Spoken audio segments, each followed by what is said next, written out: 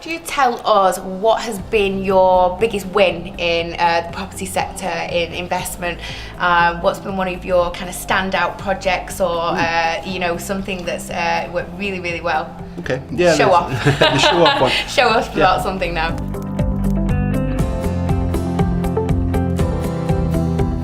We did one which finished out on site early this year, sort of January, February this year.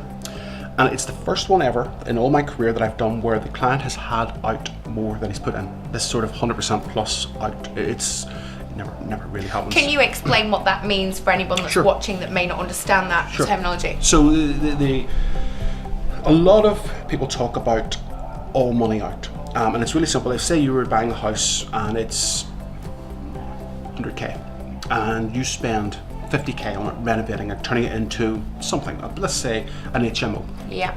Your total sum out or in is 150. Now everybody thinks, oh well, I'm going to get this valued at 250 for truck's sake, and then I'm going to go and get 80% mortgage. No, these numbers work. Yeah, they do. So go and get 80% of 250, and that'll get me out.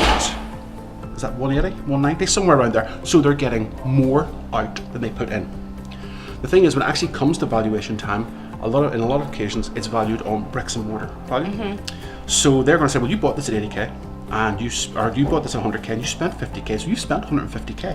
Yeah. We can go and buy that one over there at 100k and spend 50k and so the value is pretty much what you've spent. You've defined your own value.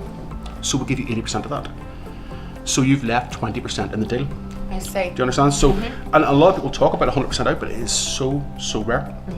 But this one that we did this year, it was a big project.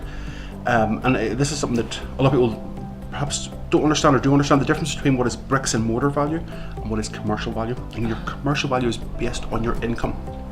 So this was a new client. We pitched this idea to have the most expensive bedrooms in Manchester, well in Salford, the most expensive HMO in Salford. And Salford's a great place to invest. Everybody's investing in Salford, or wants to invest in Salford at the moment for obvious reasons. It's almost starting to hit that point now where I think so. Yeah. So yeah, we did this 9-bed HMO. I pitched this idea of having sleeping lofts in it, so every room had its own ensuite, its own little kitchenette, its own sleeping loft above. Proper, sexy, high-end. It looks really good. Average room rentals in region of around 725 a month. So he's got a total income of he got a valuation based on income. All in, the project was just let me get these numbers right in my head. The project was around 290 to buy. No, sorry, 200 to buy and about 190 spent on it. So we're talking a big spend, but 400k spent. But it was valued out at 535. Client got his 80 and a bit % out. So in essence, he got 40 grand out of the deal. It's the first time that we've ever done it. Excellent. So he's all his money out plus 40k as a thank you, and he's got a property that's cash flowing, fully let at around 70k a year, of which his margin is about 40k a year. So it's 30k run cost, 40k profit. And as I say, that they're few and far between, but it's one that I've been sharing around everywhere, and everybody goes, oh, this is how I want to do it. And I said, but there were so many things that had to align for that to work. That it's not. And I suppose that's great. You must work in a lot of different types of projects, but I suppose this is great, as you say, to use as a bit of almost a case study example. And as you say, there were lots of, I suppose, different elements that made that project work, and problems here and issues here, and the way you've addressed those, I suppose, has massively contributed to the overall success of the project.